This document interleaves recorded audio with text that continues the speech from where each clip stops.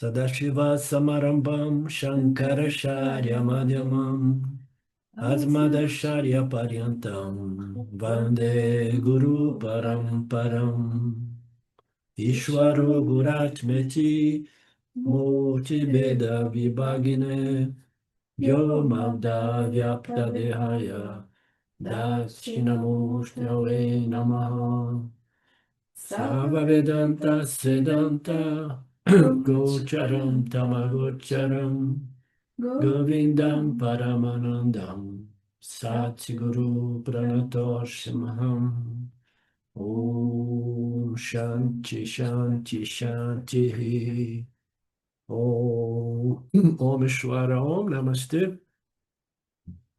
A beleza do Gita. Vocês estão achando beleza, o Gita belo? Veramente, de verdade, né? Como o título diz? Belíssimo, né? Tem de tudo, né? Um coquetel completo. Então, nós vimos, né? Nós estamos no início como é que é o nome dessa palavra? Do file, arquivo.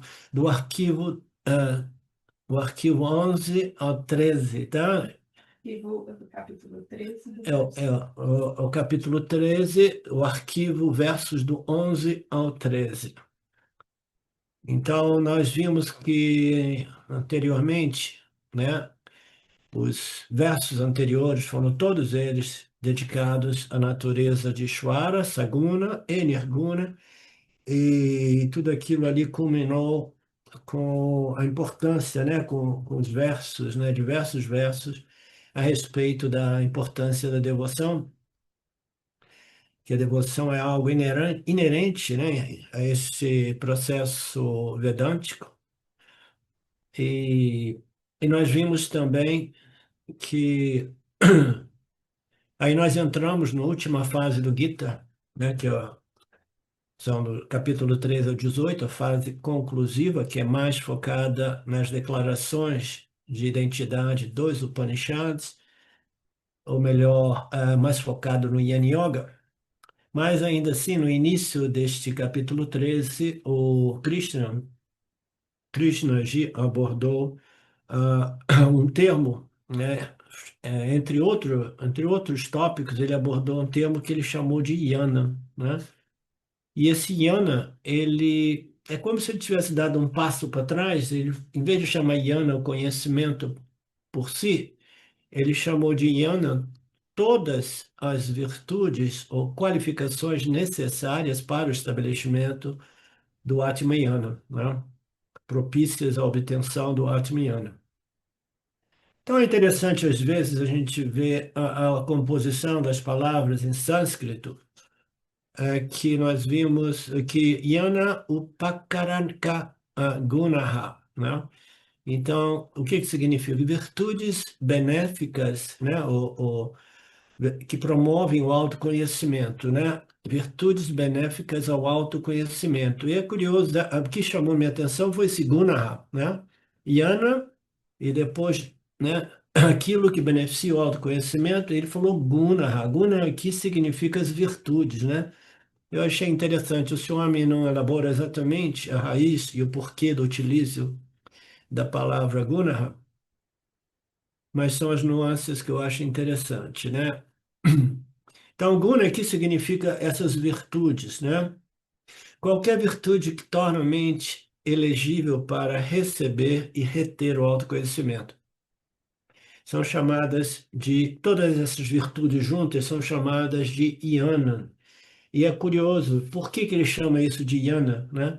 Krishna chama isso de yana porque é algo sem o qual o yana é praticamente impossível, né?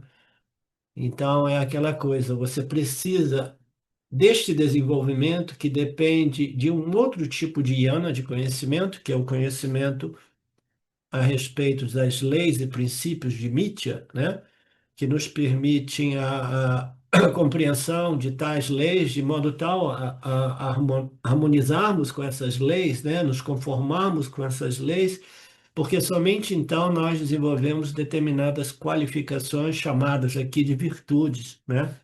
Todas as estruturas religiosas e espirituais falam das virtudes, né? E o Vedanta, naturalmente, sendo a base de todo o conhecimento espiritual, segundo a minha opinião, a opinião de alguns dos nossos Mahatmas, e de repente são opiniões embasadas em algumas passagens de alguns dos nossos textos, né?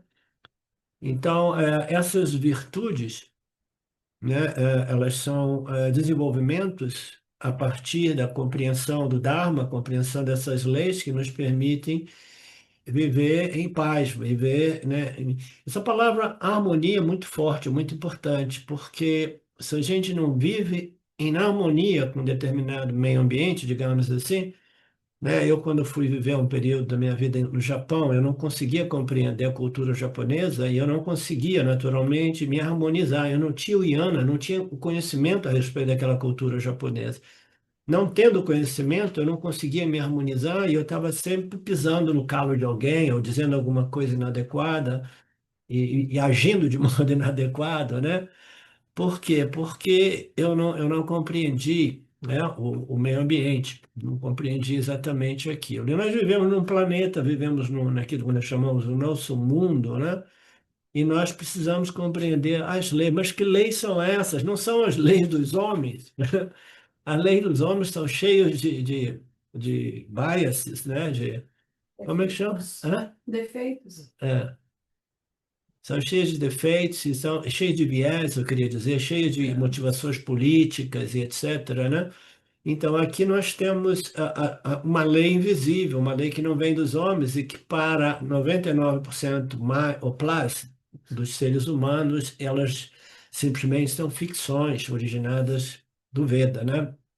Dos Vedas. Mas não, existe sim este universo estruturado de modo extremamente, precisamente inteligente. Isso é indicação de que essa inteligência é fundada em leis, em leis, em leis, em leis. Não é?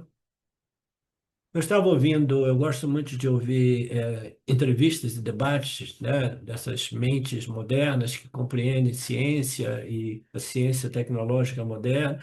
E um cara cientista estava falando sobre a ciência, eu achei interessante, porque ele falou que a ciência, as descobertas científicas são muito poucas e, e elas, como é que ele colocou? Ele colocou, a gente foi desenvolvendo descoberta científica, aí chegou um ponto que a gente não consegue ir além, né? Eu não lembro exatamente as palavras dele, mas disse, chegou um ponto que a gente não consegue ir além, né?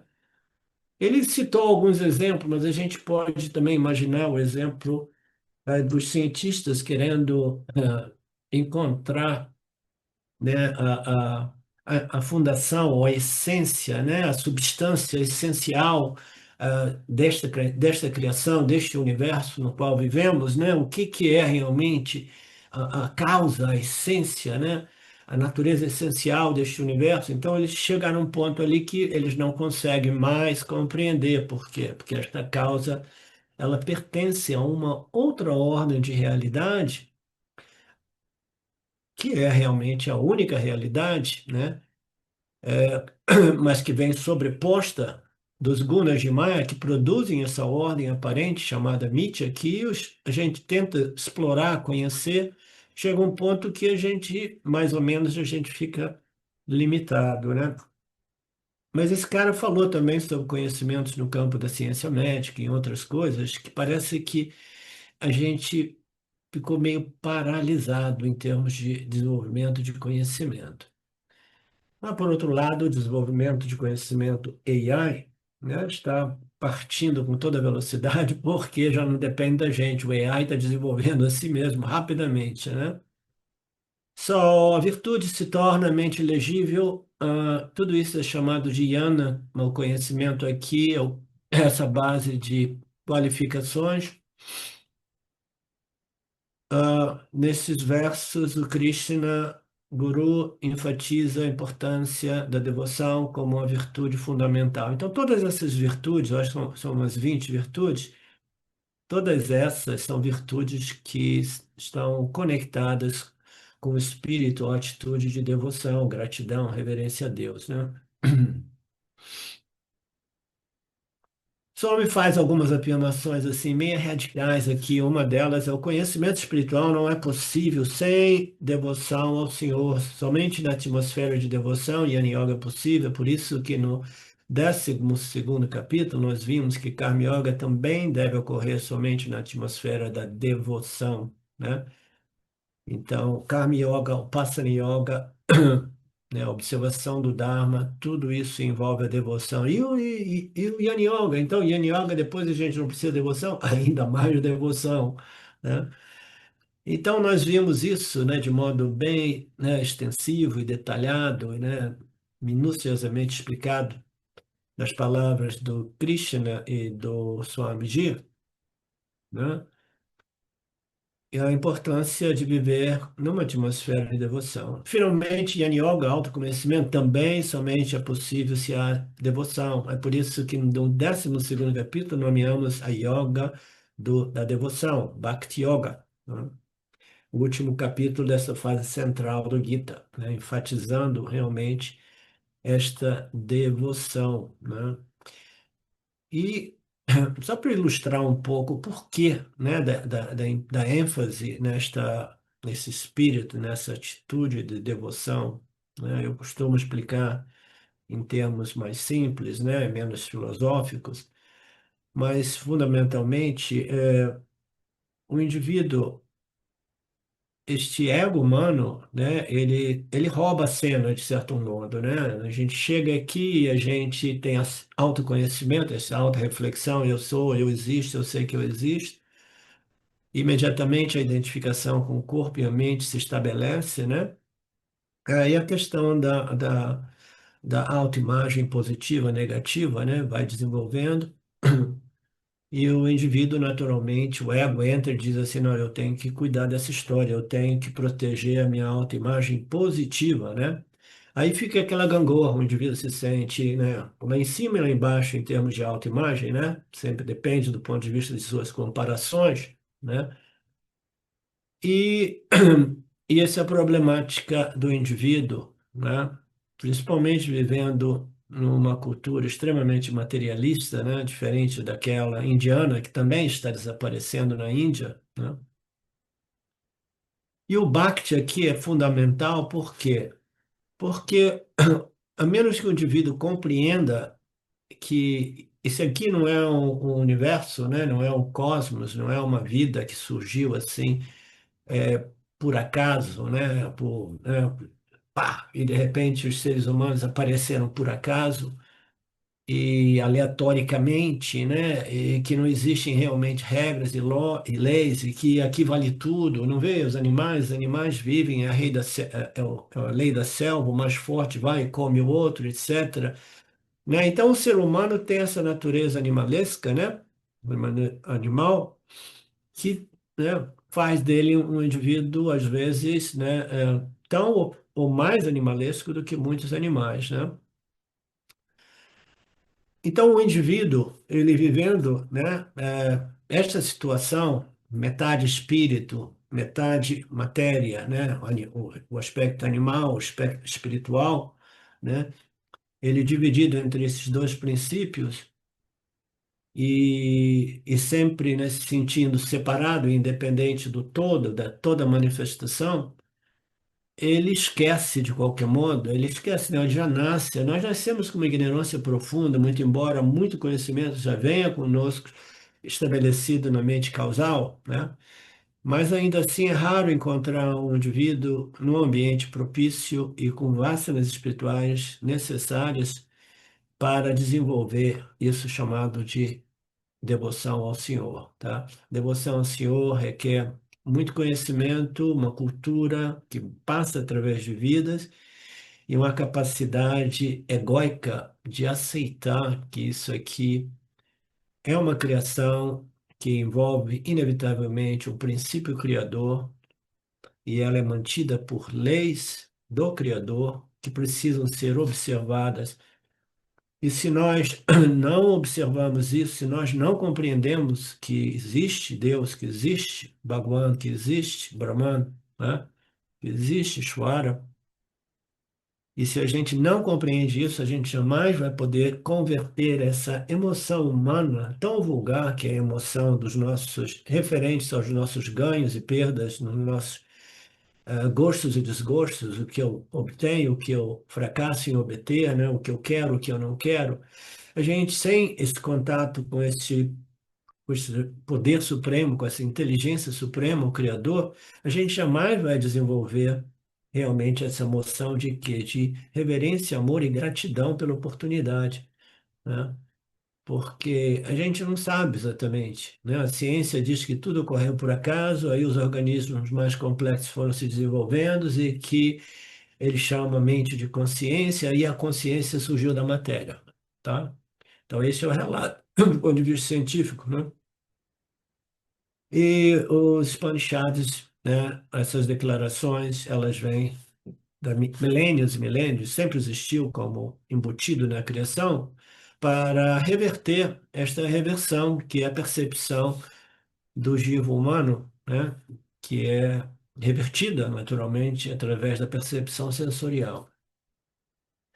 Então, não, existe Bhagwan, existe Deus e o indivíduo, no momento que ele tem essa sensibilidade para compreender a presença de Deus como milagre da vida por trás de todo o fenômeno ao nosso redor, ele vai desenvolvendo um sentimento de confiança, de devoção, de gratidão, de reverência e que é uma emoção.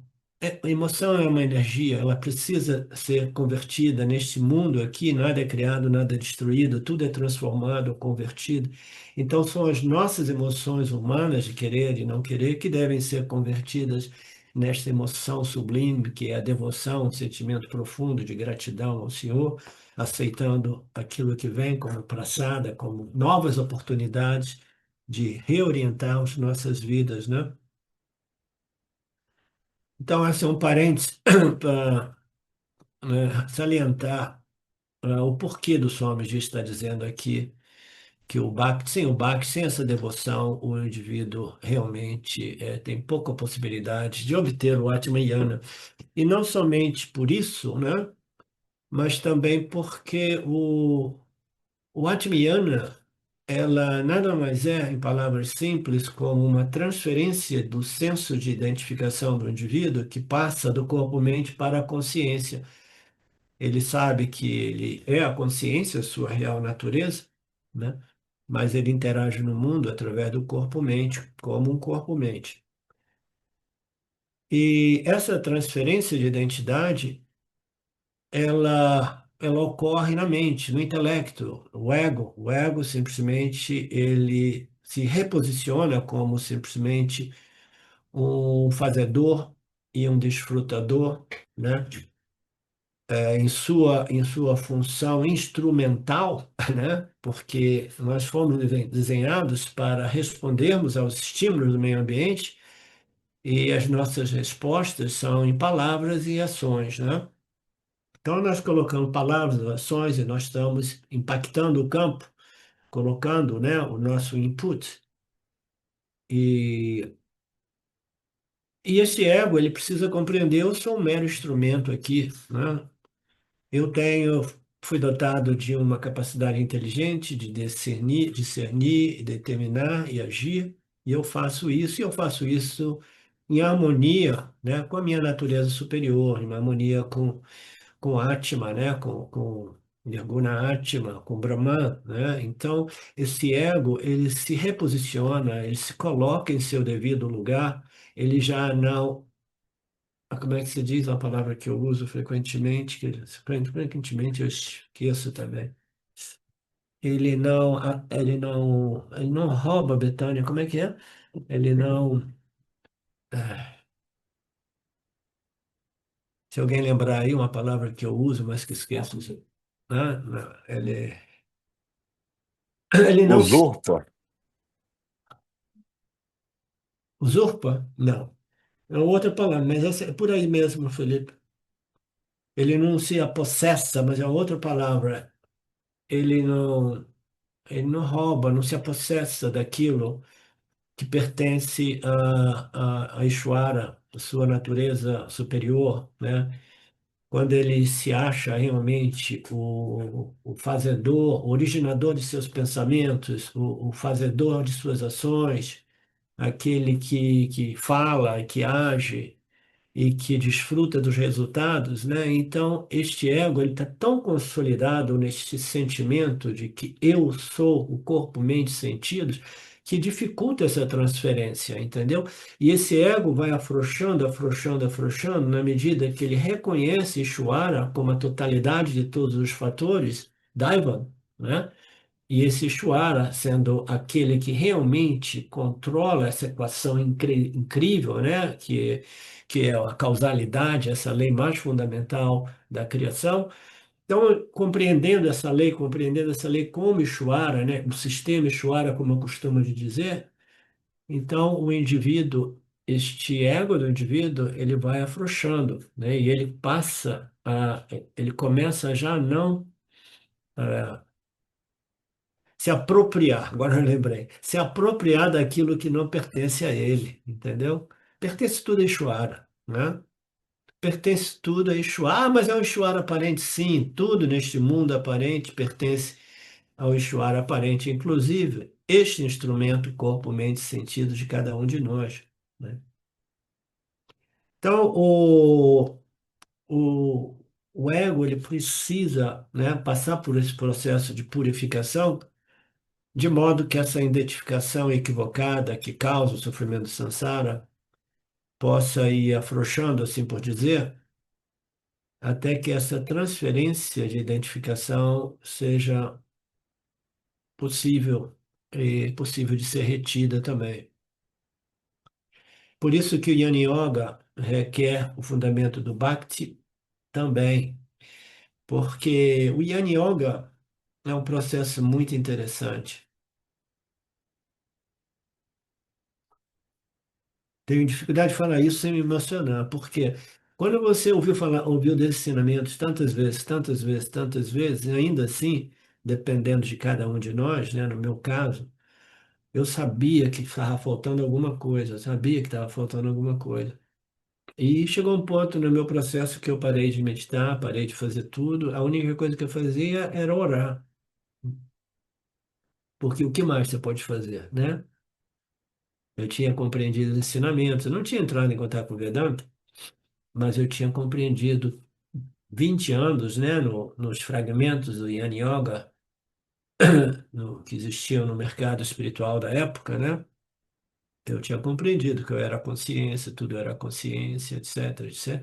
Ainda assim, o Jnana Yoga do Vedanta, se o ego realmente, porque o último elemento estressante é querer, né, alguma coisa transformadora, de querer, não, eu quero esse autoconhecimento, eu quero ser validado, reconhecido como um Yanni, etc, etc. Então, esse último estágio, ele pode ser genuíno ou não genuíno, né? Porque um indivíduo pode achar que, né?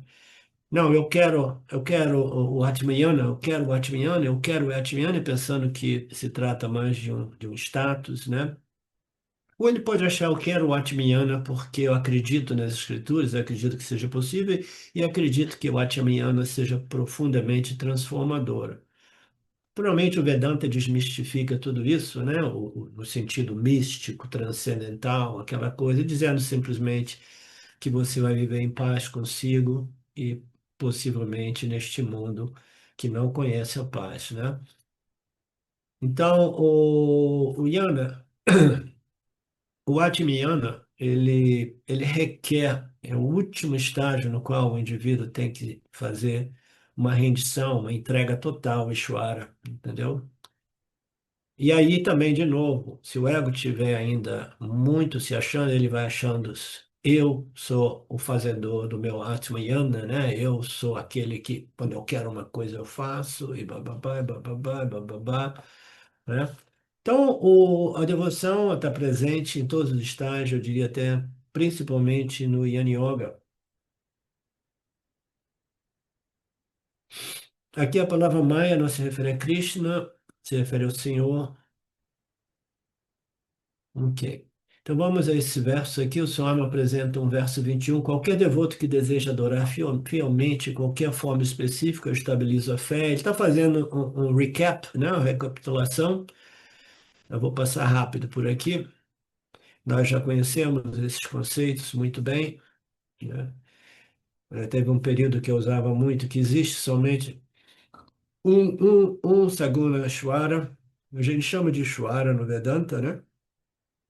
E existe uma infinidade de deities, né? Divindades que eu colocava como se fosse representantes de Ishvara, né? Então, todos esses representantes são símbolos de Ishvara para aqueles indivíduos que não compreendem que existe somente um Deus, um Criador, cuja natureza é puro Satyaguna, né? Pura inteligência, pura sabedoria. Quando Krishna prescreve Bhakti como uma condição necessária, aí nós perguntamos qual o tipo de Bhakti. Nós vimos no sétimo capítulo, né, os diversos tipos de Bhakti, né? Espero que vocês lembrem, né? Então, nós temos. Existem ângulos diferentes para analisar os tipos de Bhakti, né? Eu vou simplificar, já que nós vimos isso tantas vezes e tantas vezes. Existe um devoto que é mais infantil, né? Existe aí um devoto que começa a se tornar um devoto mais maduro, né? E depois existe um devoto super, super maduro, tá? Então, o devoto mais infantil, ele precisa viver numa cultura onde Deus está presente sempre, mas é um Deus que serve simplesmente para facilitar o ganho dos nossos objetos de desejo. Então, isso é um devoto bem infantil, né? O mais maduro, ele vai pensar assim, um pouco mais maduro, vai pensar assim, existe um Deus e essa vida aqui é um processo de crescimento, né? Potencial, e o que eu quero mesmo é um Deus que possa facilitar o desenvolvimento da minha maturidade, né? O desenvolvimento, a purificação, o refinamento da minha mente, através da observação do Dharma. Então ele quer mais o crescimento espiritual, não está interessado em ganhos mundanos, né? E o terceiro nível de devoção a gente pode colocar como a devoção do Yan Yogi, né? Que ele é totalmente devoto a um processo que conduz, né, em seu estágio final, à libertação, né? Então, todos os níveis, como nós vimos nos capítulos anteriores, eles envolvem a devoção. Vocês lembram? O Swami está perguntando? Aí ele vai dizer que as devoções, elas existem sim, mas ele vai lembrar, a galera vai lembrar, todos nós mais ou menos, eu acho que ele vai lembrar sim. Aí ele fala uma coisa interessante. Se você se lembra desses quatro tipos de devoção, naturalmente a questão será qual tipo de bhakti é falado aqui. Aqui, Krishnaji não fala sobre o Yani Bhakti, tá? O Yani Bhakti é de uma outra natureza, tá? Porque esta é uma sadhana para obtenção de yana, e o yani, ele já não faz bhakti, ou não mantém uma atitude de observação de dharma e de apreciação e reverência com o fim de desenvolver essas virtudes, ok? Então, a devoção como sadhana espiritual, como prática espiritual, ela é para preparar o indivíduo para o Atmiyana. Ela é praticada apenas por indivíduos que não são ainda ianes, né? Esse é um ponto interessante, porque às vezes a pessoa pensa que o iane ele precisa fazer coisas, né, para manter o seu iana. Não, o iane obteve Atmiyana, ele, ele não precisa fazer nada para manter esse Atmiyani, né?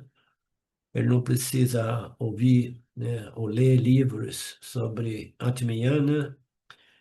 Ele simplesmente, no máximo, ele vai compartilhar os ensinamentos, né, a respeito do Atmiyana e, e o resto ele vai respondendo aos estímulos da vida, né?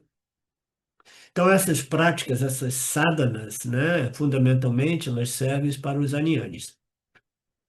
Nós estamos falando sobre sadhanas que nos permitem, né, o Atmiyana. E, portanto, nesse momento, se fala aqui sobre os anianes e as práticas de Bhakti, né? O Yani Bhakti não é considerado aqui. Os outros três tipos são a devoção em momentos de crise, que é o mais infantil, o Artha, né? Só para resolver problemas, as pessoas correm para Deus, até mesmo em culturas cristãs, né? Eu vi isso em familiares, as pessoas que sempre foram ateus, ateus, elas, na idade mais velha, mais avançada, elas ficaram meio assustadas, né? Tiravam onda, debochavam dessa história de Deus, debochavam das pessoas que andavam na igreja. Aí, quando chegou numa idade mais avançada, em caso de dúvidas, começaram a ficar com medo e eles começaram a ir para a igreja. Conheço diversos, né? Então, qual é o problema maior que o indivíduo tem na vida? É o problema de perder o corpo físico, né? Então, é melhor, já que você, né, você não gosta de adversidade, já começa a correr para Deus quando você é jovem, né, em vez de ser um ateísta, né? Não, estou com um problema financeiro, corre para Deus, que você me ajude, Deus que facilite, que remova os obstáculos, isso e aquilo, eu te pago com um pouco mais de bhakti, vou fazer mais puja, isso e aquilo, né? Porque senão, quando chegar no final, depois de uma vida totalmente, né, em rejeição a Deus, aí você corre para Deus e vai dizer: me salve, Jesus, me salve, Deus, né? Como eu vi algumas pessoas. Aí fica difícil, né? Você vai estar com, com a sua conta devocional lá no chão. Então, a devoção onde se considera o próprio Senhor o fim. Então, tem aquela que você utiliza Deus como meio, tem aquela que você considera Deus como fim. Essa que Deus como fim é interessante, nós sabemos, porque o devoto, ele ganha muita satisfação, muito prazer, né, emocional, devocional, através deste relacionamento amoroso com o Senhor, né? Então ele chega e fala assim: eu não quero nada de você, eu quero simplesmente permanecer o seu devoto, porque minha mente é pacificada ao máximo através deste relacionamento amoroso, né? Mais ou menos isso. Isso se vê muito lá na Índia também. Então, senhor, eu não estou aqui para pedir nada, para fazer barganha, eu estou aqui para te adorar, te amar, te agradecer, e é uma coisa extremamente gostosa, pacificante, tá? E, naturalmente, né, tem o devoto que tem um relacionamento que o amor a Deus, Deus é o fim, o amor a Deus é o fim, a satisfação obtida é o máximo.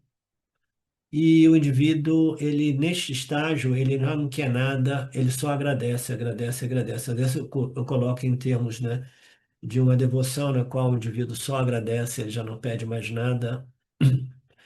Então, Artha Bhakta e Artharti Bhakta também não vão buscar o autoconhecimento, porque os próprios nomes indicam que eles estão interessados em algo.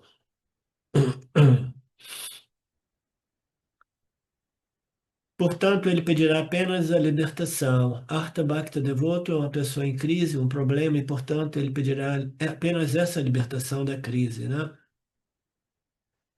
Ele não tem nenhuma outra ambição. Na verdade, ele não pôde nem mesmo estudar Vedanta, etc, etc.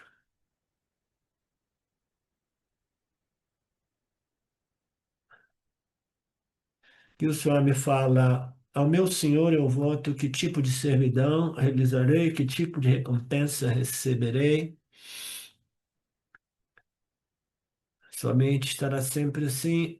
Qual Deus eu quero? Então, quando uma pessoa está obcecada com problemas de crises do mundo, né, dificuldades econômicas, financeiras, físicas, médicas, ela não estará interessada em autoconhecimento, naturalmente, né? Nós temos determinada um determinado amount, concentração, o volume de energia, capacidade de energia, né? Mental, intelectual, cognitiva, emocional, né? E quando nós estamos muito focados em coisas mundanas, né? Então sobra pouco para a gente entrar no campo do Atmayana, né? Da Atma Vichara, né? Então, naturalmente, os indivíduos nesses dois níveis, né? Ele não tem energia suficiente ao seu dispor, né? Para entrar no âmbito do Atmayana.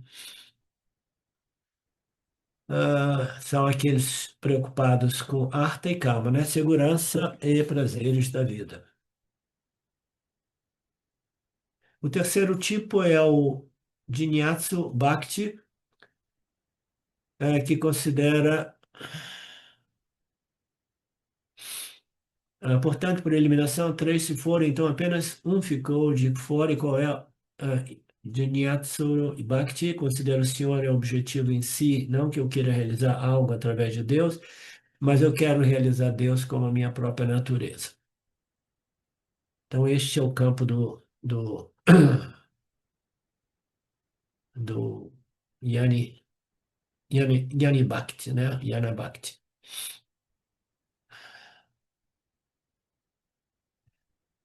Então, está fazendo muita recapitulação, né, do capítulo 7, capítulo 8. E o Swami gosta de falar desse tema do Bhakti. Deus pode ser usado por meio ou para fins, né, ou considerado um fim por si mesmo. O Bhakti mencionado é aquela devoção na qual Deus é o fim em si mesmo. O Swami, às vezes, ele apresenta um elemento psicológico interessante, é que tudo que nós queremos na vida, né, nós queremos porque a gente quer desfrutar o fim, né? Mas o fim sempre envolve um meio. Não existe um fim sem o meio, né? Não existe maturidade sem o meio através do qual a gente a desenvolve, né? Todo mundo quer o fim e ninguém quase valoriza o meio, né? Mas ainda assim, o prazer e a joia que nós experimentamos é sempre no fim, aí a gente permanece ansioso pelo fim, né? Swami às vezes apresenta essa psicologia, na devoção quando Deus é o fim por si, né? Se eu tiver que escolher Deus como fim, ou em outras palavras, destino, devo ter maturidade suficiente para entender que tudo além de Deus é perecível. Portanto, não pode me dar o que desejo. Portanto, o Bhakti requer muito desapego em relação ao mundo, né? Aqui tem que, retificando aqui, o Swami apresenta frequentemente o elemento de psicologia entre o meio e o fim, mas não é isso que ele estava dizendo aqui. Ele estava simplesmente eh, repetindo o mesmo conceito. Deus é o fim, eu obtenho tanto através deste relacionamento, amar a Deus. Um outro elemento psicológico é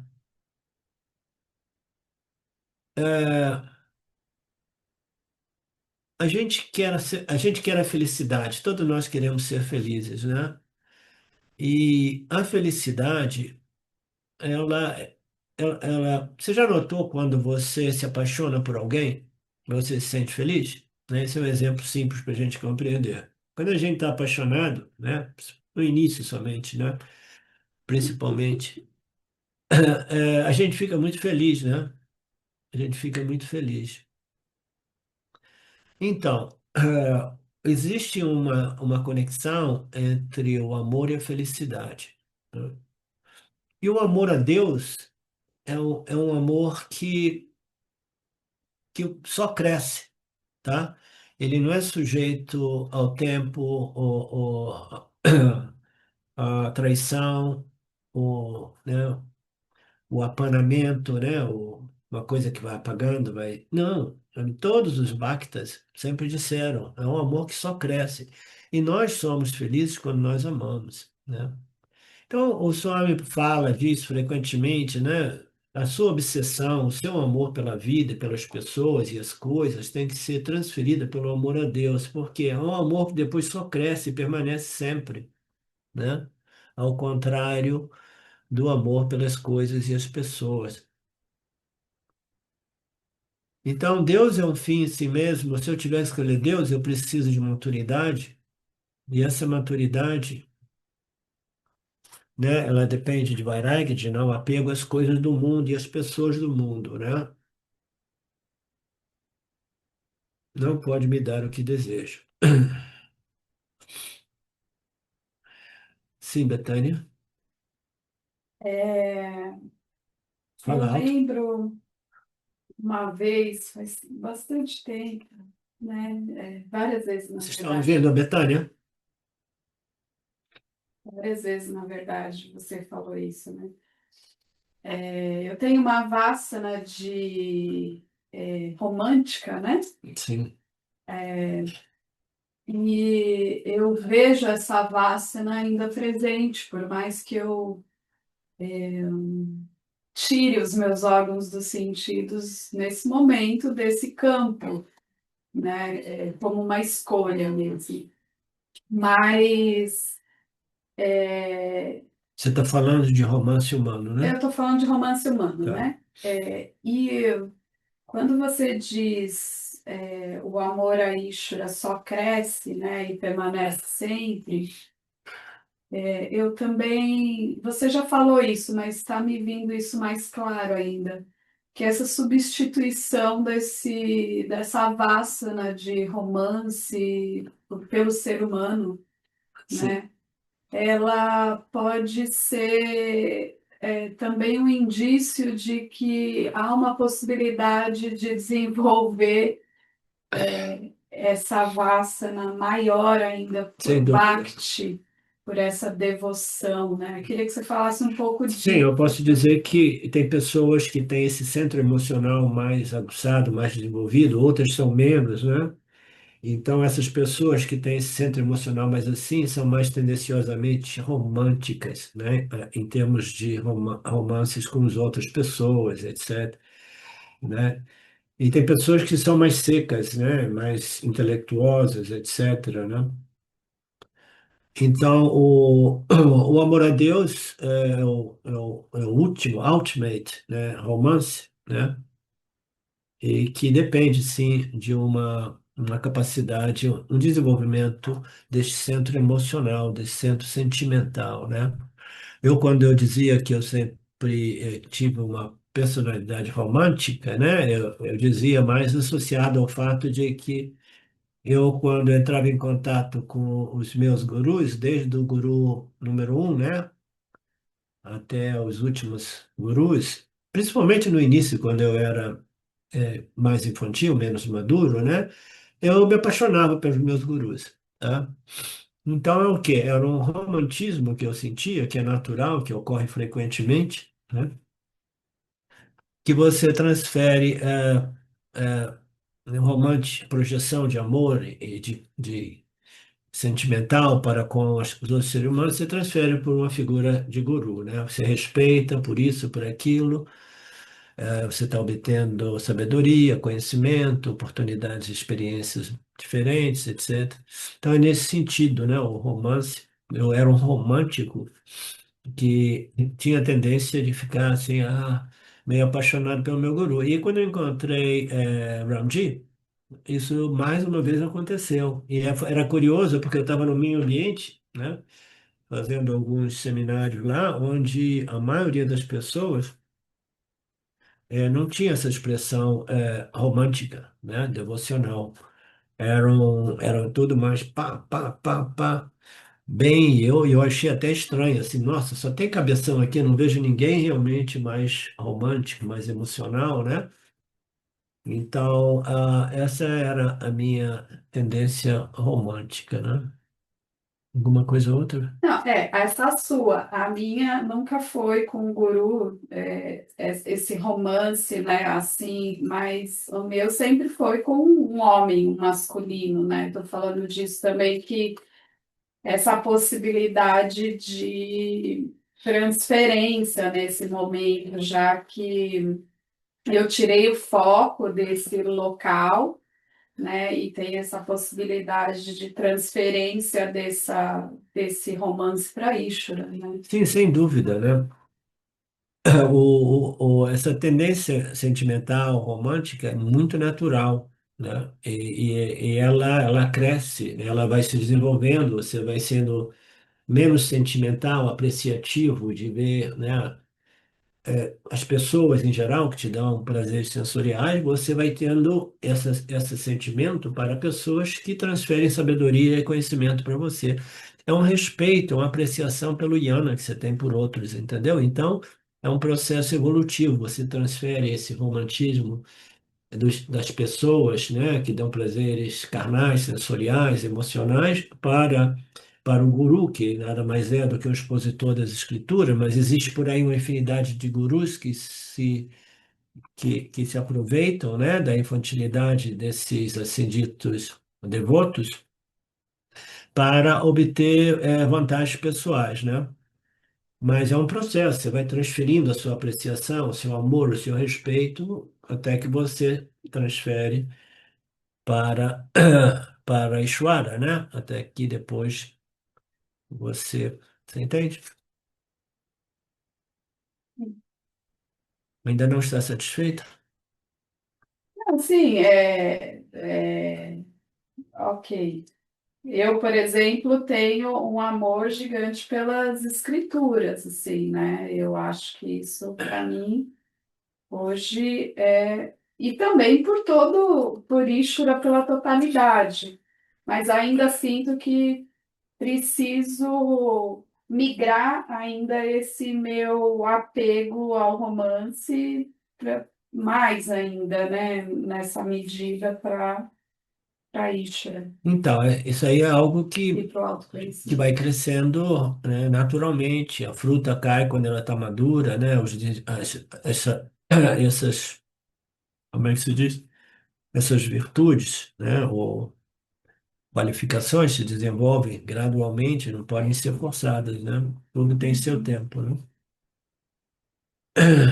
Portanto, Viveka Jnana, nascida da discriminação, da compreensão, Vairagya, devoção nascida do desapego, né?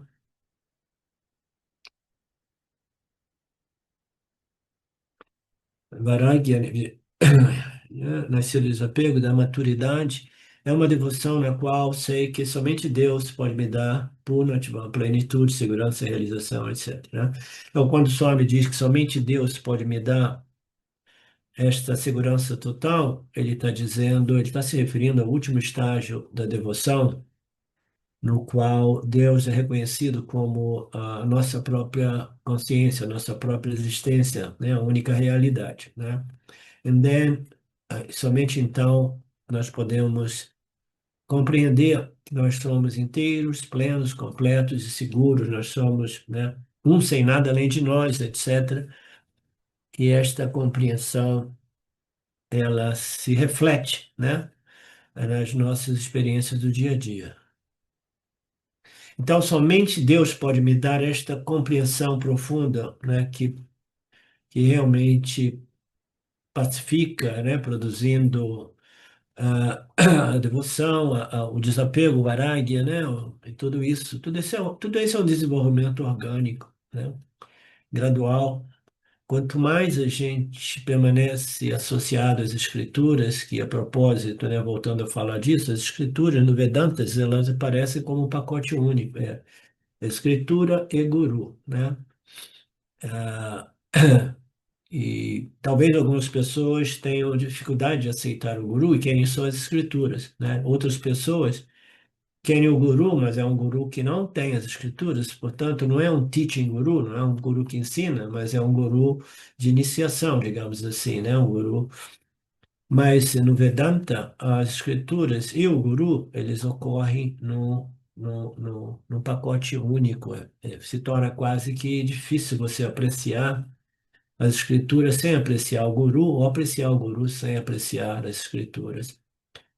Essa Bhakti, Krishna chama de Avyabhakti, Karine Bhakti, uma devoção que é inabalável, inflexível e é unidirecionada.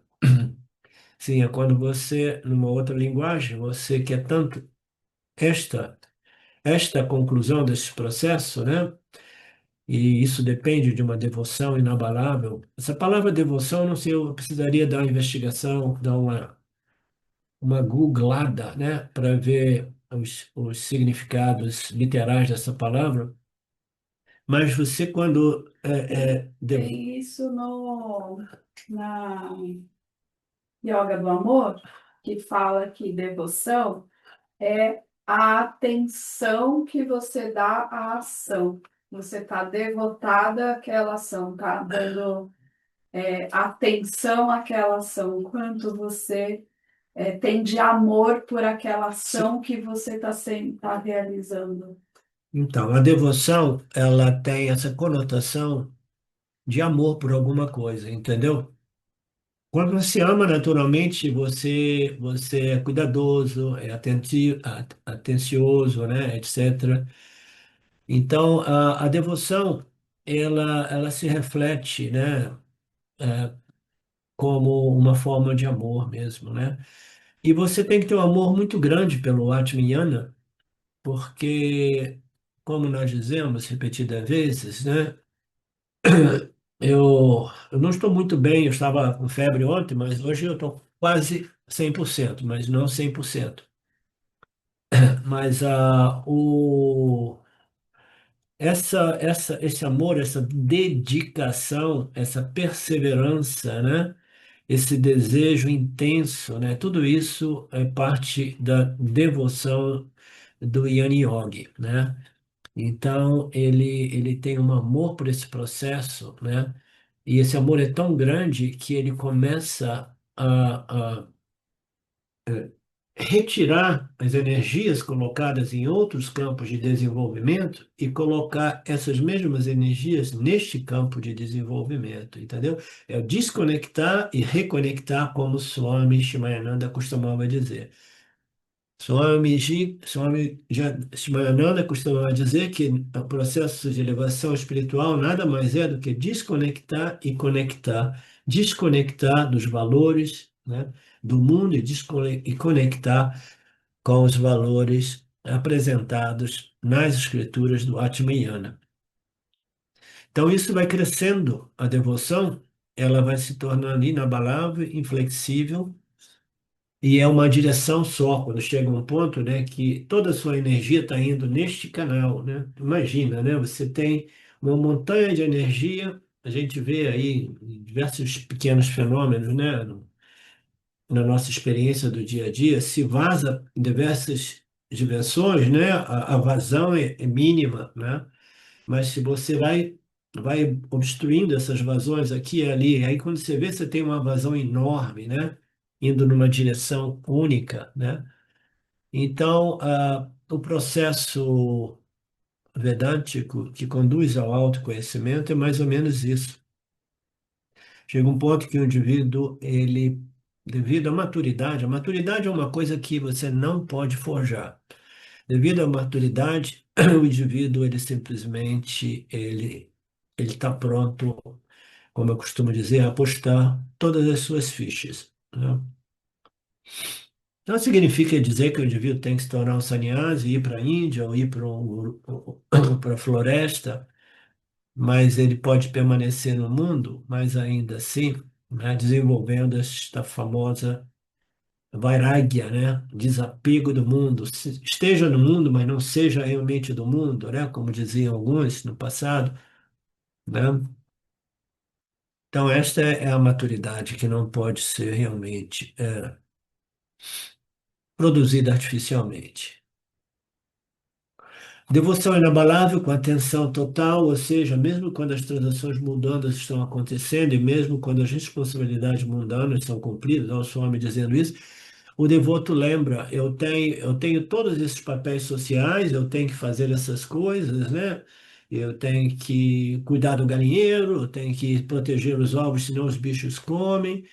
Mas por trás de tudo isso, eu não esqueço jamais, o propósito da vida é elevação espiritual, né? Muitas vezes as pessoas perguntam qual é o propósito da vida. Swami diz Purnatvan Prapti, atingir o conhecimento da minha natureza plena como consciência, existência, a única realidade. Este é o propósito da vida de todo ser humano, nos dizem nossas escrituras, e eu tenho que continuar expandindo o suficiente para atingir esse estágio.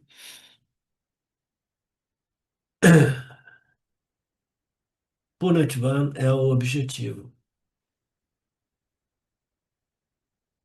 E para isso nós precisamos de uma devoção intensa, inabalável. E isso é muito, muito importante. Então, a próxima virtude, Vivikta Desha Sirvitvam. Preferir lugares isolados, esta também é considerada uma virtude importante. Recorrer a alguns lugares ah, onde você não encontra muitos sansaris, né? Você vive em meio a uma crowd de sansaris, né? É uma coisa que realmente não ajuda, né? E, por outro lado, né, nós precisamos trabalhar isso e aquilo, e onde a gente vai, a gente encontra essa espécie humana chamada samsaris, né? Então não dá para a gente viver sem manter contato com eles, né? Então, um lugar mais isolado é importante, por quê? Porque as sociedades nossas, né, onde existe tanta gente materialista, né, e sansáricas, elas sustentam essa ignorância cósmica, né?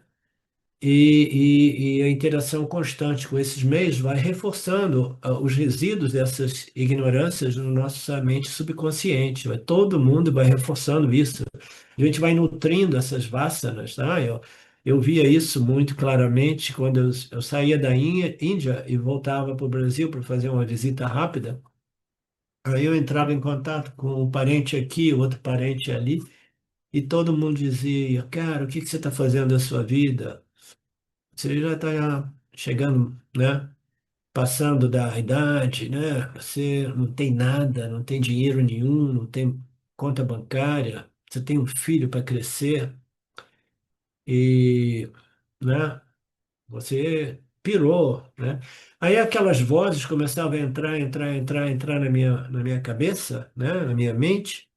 Aí chegava um momento que eu dizia assim, olha, eu estou sendo influenciado por esse meio ambiente. E eu estou começando a ficar confuso. Aí o que que eu fazia? Eu marcava a minha data de volta e eu saía, fugia de volta para a Índia. Aí quando eu chegava na Índia, eu falava, agora sim eu não me sinto mais um ET, né? Eu me sinto com a minha turma, né? Todo mundo vivendo essa viagem de um modo ou de outro de tentar meditar, tentar crescer espiritualmente. Então é isso, Marcelo. A gente vai falar sobre essa história de uma solidão que é propícia, né? Solitude que é propícia ao desenvolvimento nosso interior, depois dos 10 minutos nossos de pausa. Om Purnamada Purnamidam Purnamudachyate Purnasya Purnamadaya Purnameva Vashishate Om Shanti Shanti Shanti Om Om Shwara. Olá, queria trazer aqui para vocês o quanto eu tenho me beneficiado dos ensinamentos do Vedanta.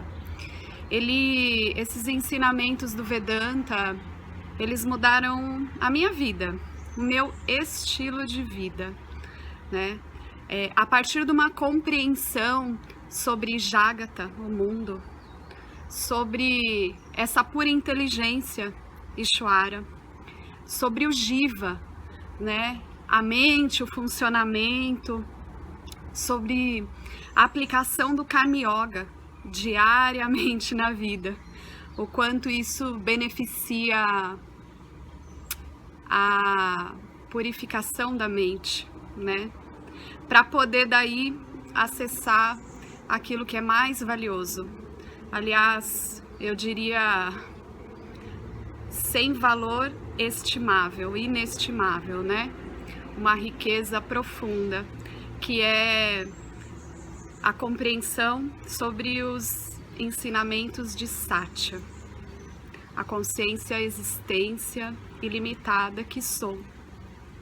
Bom, eu sou uma aluna de Vedanta, desse grupo Vedanta Brasil,